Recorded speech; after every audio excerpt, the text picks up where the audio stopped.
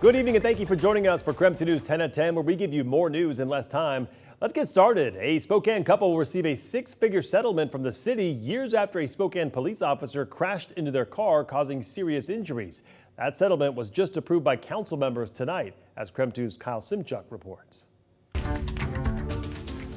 Nearly 4 years after their car was T-boned outside Deaconess Hospital, James and Lois Collins have agreed to settle their claim against the city for $135,000. City council members approved the six-figure settlement during tonight's meeting and heard public comments. Not only do we give the police a bunch of money before they do something wrong, we have to then pay for their mistakes and their missteps. The high-speed crash happened outside Deaconess Hospital in March 2020. James Collins and his wife were heading west on 5th Avenue as Spokane officer Michael Bruner was heading down the Lincoln Street Hill. According to the Collins' attorney, Bruner was driving 65 in the 30-mile-per-hour zone moments before he T-boned the couple. James Collins broke his clavicle, rib, and suffered trauma to his kidney. His wife Lois received a cut to her head requiring staples. The couple also received a ticket. An officer on scene determined Bruner had the right-of-way. The officer was later charged with 2 counts of felony vehicular assault. You have a presumption of innocence that follows you through trial unless proven guilty beyond a reasonable doubt. In 2021, Bruner agreed to plead guilty and had charges reduced to misdemeanor reckless driving. He was ordered to pay $283 in fines and kept his job with SPD. According to court documents, Bruner was not responding to an emergency at the time of the crash, but rather on his way back to the station at the end of his shift. An internal investigation found Bruner violated 3 department policies. In Spokane, Kyle Simchuk, KREM 2 News. And now to our night beat with a quick look at the day's top stories. Spokane Major Crimes investigating the death of a 3-year-old that happened less than a week ago. They are now waiting for the suspect to be extradited back to Spokane from Las Vegas, where he was arrested 4 days ago. According to new court documents, the child's mother told police her boyfriend, John Jones, was alone with her 2 kids for about 2 hours while she shopped.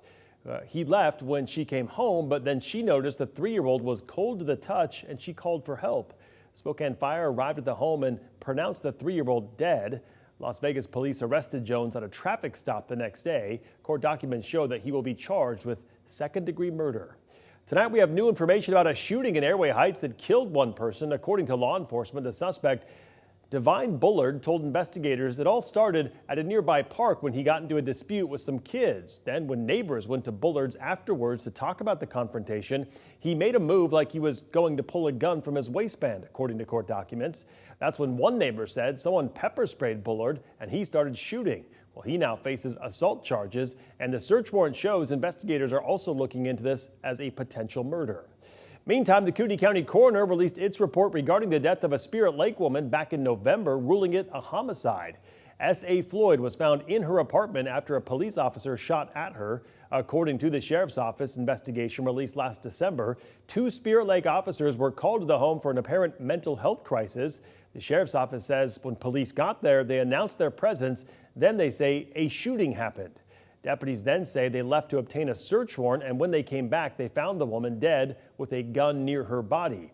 The sheriff's office has not officially said whether Floyd was shot and killed by a Spirit Lake police officer, but the coroner's report did rule her death as a homicide. And that was your night beat. To learn more about any of these stories, just head to our website. That's KREM.com. Well, torrential rain from back-to-back atmospheric rivers causing major flooding across California. The state of emergency is in effect tonight for 8 counties. Los Angeles experienced its 10th wettest day ever yesterday, with more than 4 inches of rain falling in 24 hours. The National Weather Service says up to 9 inches fell in other parts of Southern California. The rain is causing rising rivers, flooding, and mudslides. Well, on that note, we're going to see a lot of moisture in our forecast here, but nothing like what they are experiencing down south. Let's bring in Chief Meteorologist Jeremy Legoo for more on what we can expect in the days to come. Jeremy?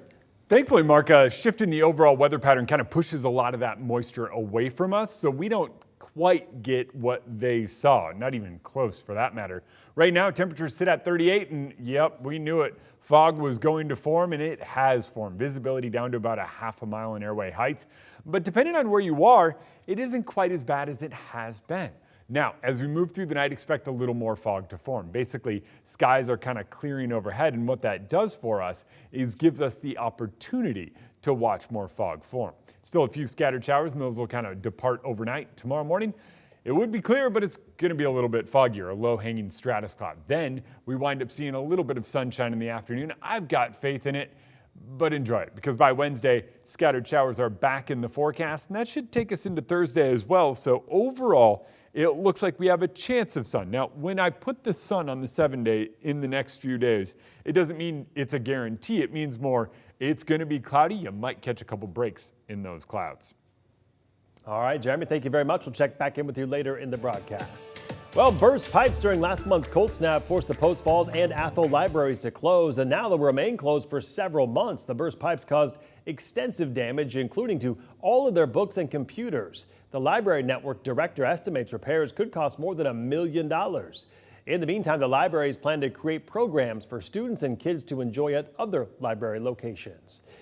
Well, in the meantime, we know cold winters here in the inland Northwest can put a lot of strain on your plumbing at your home. And this year in particular has been one of the worst for frozen and burst pipes. And homeowner policies don't always cover water damage. So in the case of burst pipes, who has to foot the bill? Well, the homeowner should always know what their duties are after the loss. So tomorrow night on KREM 2 News at 6, our Verified team breaks down what you need to know, including the one key thing that could be the difference between your insurance paying for repairs or you getting stuck with the bill. 1 year ago, it was announced that one of the biggest sporting events on the planet will end in Seattle in 2026. And now FIFA announced the city will host 6 World Cup matches. Local officials told our station, our sister station, the 6 matches will be like hosting 6 Super Bowls, with each one bringing record-breaking numbers of fans and revenue. This is going to be the biggest party, the biggest event on the planet that descends in downtown Seattle. It's not just going to benefit our downtown. The whole city is going to feel this. Seattle officials say it'll be the largest event in the city since the World's Fair back in 1962. And that was your KREM 2 News 10 at 10, where you get more news in less time.